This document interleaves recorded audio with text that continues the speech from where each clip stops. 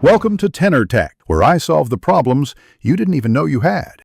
You start by opening Samsung Messages and granting required permissions so the app can access contacts and media. This avoids failures later. Once done, make Messages your default SMS app in settings right arrow apps, right arrow default apps.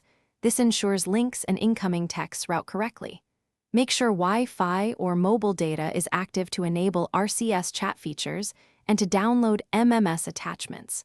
Now tap the Compose icon to begin a conversation. We'll add details and media in the next step. Compose by tapping the plus or pencil icon, then choose recipients from contacts or enter numbers directly. This gives you precise control over who receives the message.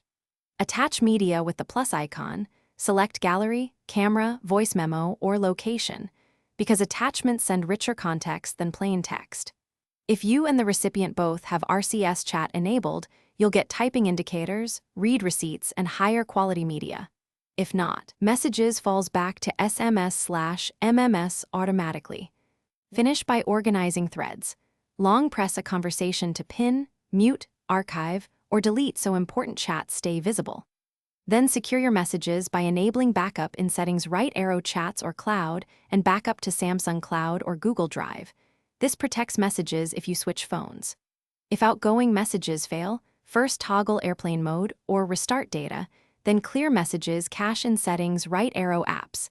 This resolves most send/receive issues. If problems persist, check carrier settings and confirm RCS is active.